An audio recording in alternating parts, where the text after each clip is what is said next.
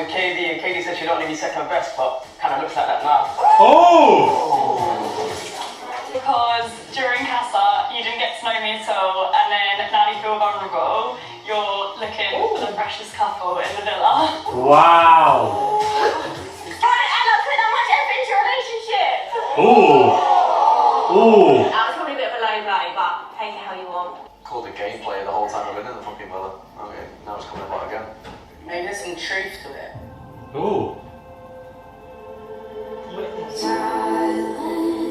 What? We could have got this in a text or Text, in an email. That was it. That's all we needed for this episode. Like, I just feel like the whole episode, the recoupling, I don't understand what the point was for this. The last 2 minutes was something entertaining to watch. Nothing else was, guys. It was worth watching the last 2 minutes, Right. but everything else. If you haven't watched it yet, don't watch it. Don't watch it if you haven't watched it, guys. Don't waste your time. You won't get that time back. So, Yeah. Hey guys, it's Murad Morali. Hope you guys are all doing well today. Back again with another video. If you have not subscribed, click that button, guys. It is daily and consistent content. I'm here with a returning guest, Fat Simbo. If you guys don't know about her TikTok, get to know. Yes. And also her YouTube channel, guys. Let me put it a little bit down. There we go. Just to show us a little bit more. There we go. Yes. Her YouTube channel is in the bio below, guys. So definitely go and check that out and go and subscribe, baby. So let's get into this episode. I don't know what we can get into, to be honest with you. The challenge was good. I feel like the first half of it was good. When they're all throwing balloons or balls at each other, I'm like, we don't need to be here for this. Honestly. But the shade umbrella questioning, I think that was a new challenge. that brought in some drama. A tiny bit of shade, literally. Right, tiny bit of pun shade intended. and stuff like that. And, you know, we can definitely see that between Kady and Ella, there seems to be some stuff going on. Because, you know, they did throw shade at Kady, so that basically you're someone's second option. And obviously Kady responded back and she wanted to get her something in there. She loves to respond, child. She loves to get into a little bit. Does. She likes to get the last word, for sure. There we go, like the last word. And of course she was like, put this effort more into your relationship, which was a read. I'm so sorry, that was a read. And you know what? Then she proceeded to say afterwards, Tyreek's been flirting with me. He flirts with me 5 times a day. It's continuous. And, you know, I don't unsee it for the relationship. So does she have a point? I don't know. So the thing is, if I was her, I would feel the same way. It's just the way she's being vocal about it and throwing shade. Right. Because imagine, like, Tyreek, in between him having an argument with Ella, he's like, okay, yeah, Kady, let me massage you. Kady, let me chat to you. Let me touch your hair. And then now he's all about Ella. So she's like, okay, this relationship ain't real. Right, and I guess that she dished it back. I don't think she would have made those comments had they not made it to her. But of course, that was in the challenge, and they had to obviously answer questions.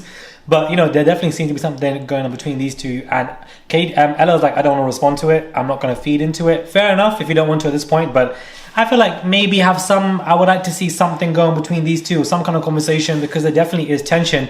And when you have tension on Love Island as contestants, you need to address that. So, you know, you're on Love Island. So it's more about drama. Brewing. It's brewing for sure. It's been brewing, I think, for a minute as well. When Tyreek was flirting with Kady, you know, Ella didn't like that. So I think it's been brewing between these two. But there definitely was, after the recoupling, which was the most pointless thing in the world, we did not need that. So predictable. I thought somebody was being dumped. So predictable. The way they advertised this episode all over the paper is mass dumping, important dumping. Somebody. There was no dumping. It was recoupling. Lies. I felt sorry for Amber though, standing there alone. Yeah. Like, I do feel sorry for her. And yes, I do agree, Scott's message could have been more attentive and, you know, sensitive towards her because she was there alone. She didn't have anybody at that point. So, you know, he could have tried a little bit more rather than making it about Abby in his statement. And the fact that he made it about Abby, then Abby was throwing shade on Scott. Oh yeah, that's some tea. Because I was thinking, he's getting to know her.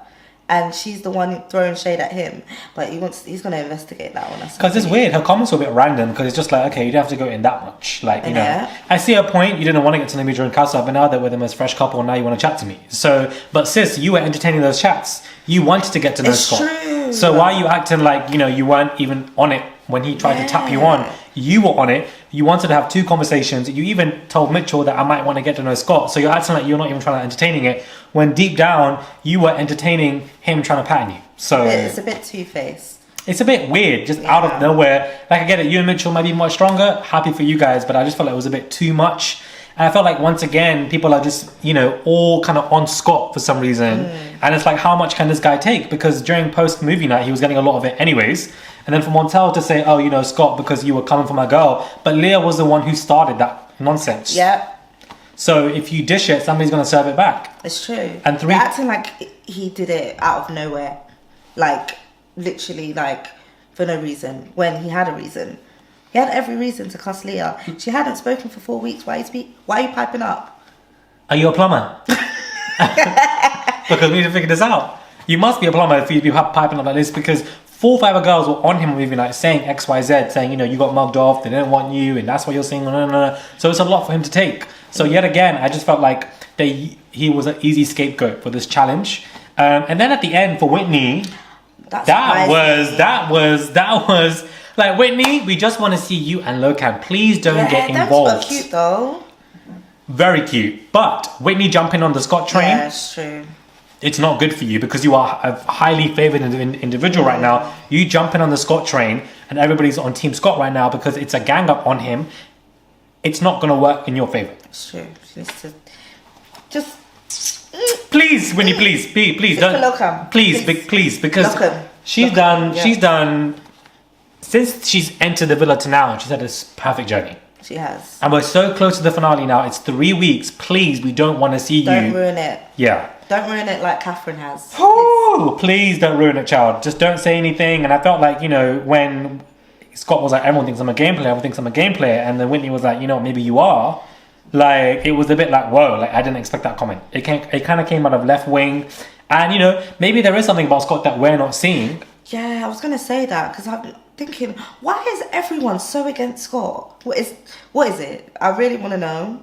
Because, let's be real, no shade, no tea, but when Scott came in, he was not giving main character vibes to everybody to be on him like that. So I'm quite confused as to why it's become like that. And he's this big, enemy of progress. Villain, yeah, like he's done something. What do you expect him to do? He's on Love Island. He needs to find somebody. He's going to graft. He's single. He's going to go maybe for Abby. He wants to have a conversation with her. There's nobody else in there. So what the hell do you want him to do? So, and now he's a game player. But when Catherine immediately went back to Andre early on in the first week or so, when, Zach didn't want her, unfortunately, is she not game playing as well? Like, I don't understand. Like, why is this only for Scott as a game player, but everybody in there has played some kind of game? Tyreek has, Kady has, they all have. Sammy has, do you know what I'm saying? So I don't understand this whole, maybe you're a game player, but everybody else isn't. That's what it's kind of giving, and I just don't like it. The hypocrisy is loud. Very much. It's just very, I don't know, I'm just very confused by it. And Sammy and Jess, they can just exit the villa, go on a boat and sail away. I want better for Jess, man. I really do. Sammy is not the one. Today, he was fine. They were all loved up. The next bombshell will be on that one. I think it's too close to the finale now for him to act like that. He's going to just stay with her. But he said in that confessional that he's not into her. He said that ages ago that Jess is not my type or whatever, or etc. Like, I wouldn't be looking for on the outside anyways. And so suddenly now you want to be exclusive. All these recoupling speeches are so rehearsed, predictable BS because your actions show completely different to what you were doing. Like, if anything, Montel should be saying to Leah, when I go outside, I want to apologize to Tink. The way I was speaking was a bit XYZ because he had so much sass and vim for Tink. What makes you think that he's not going to speak like that to Leah when they're outside the villa at some given moment? There's no cameras. That's the tea. So who do you want to win? I want Whitney to win on her own. No, Lockham is doing good for her. I like them together. I really do. Yeah. I do. They're very cute. And I did vote for her to stay. Who did you guys vote for? Right. Comment down below and let us know what your thoughts are in terms of who you voted for. I like the fact that Molly didn't make this big bravado of being exclusive or closed off with Zach. I like that. Feel though the producers probably told her to keep that low. Don't play on the strength of our relationship, and because they haven't gotten a lot of airtime in the past 4 or 5 days, and I think that was because of a lot of critique of Molly's back, the Ofcom complaints and whatever. So the producers probably were like, you know what, just be closed off quietly, don't make it a big speech, we don't want to see that with you guys because the public don't like that and we want you to in the finale, which is why they probably didn't do that. That is my theory on it, but I like that they didn't have to make this big bravado. Kady obviously ran to tell the girls. I know. She's a little mess girl, but she's been... Yeah, she's a bit messy, very, but Someone's got to say it. Someone's got to say it. And she was messy on her season, and she's still messy now. I ain't seen no damn growth in the girl. So, you know, we'll just see what comes of it. But I just think that the majority of this episode was filler, waste of our time, not needed. Not needed at all. But we're here doing the review. We are struggling to find points, child. What else happened? Nothing. Nothing. Nothing. Absolutely nothing, guys. Subscribe to the channel, click that button. It is daily and consistent content. Head over to Fatstimbo's TikTok and her YouTube. Everything is in the bio below. Subscribe to the channel. I really would appreciate it. And we'll just see what happens tomorrow, child. We're gonna get another tomorrow night. Yeah, I hope it picks up from here, because we've had 2 episodes of filler. And even the movie night and the Casa Amor, whilst they were good episodes, the day after both of those, it was immediately anticlimactic and dead and boring. And when you think back to season 5, when they had their Casa Amor, the next 2 days were madness. It was like emotions, crying, beefs, everything. And that's what you want to see post Casa. You want to see the ripple effects. Whereas there weren't any ripple effects to 2 of the major events of this season. Everything just completely goes back down into back to the couple, speeches, fakeness, rehearsed, Montel's speech, and etc. And I feel like we want to see ripple effects to a challenge that is that big. Like I don't know. That's what a challenge is for.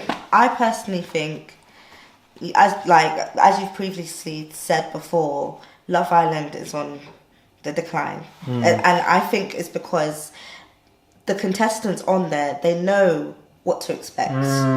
They know that they want to win. They know that they want to get, brand deals after this. And if they are in that couple, they can get couple money. Let us know what your thoughts are, guys. Subscribe to the channel. Head over to our credentials if you guys want to. Comment down below on what your thoughts are on what is happening to Scott. Do you agree or disagree? Your thoughts on what Whitney said. Your thoughts on, Kady versus Ella and the tension. Your thoughts on this episode and the challenge. Subscribe and we'll catch you guys soon for another review. I'm so tired. I gotta stop drinking these espressos because the crash. Oh, you're gonna sleep after this. I hope so.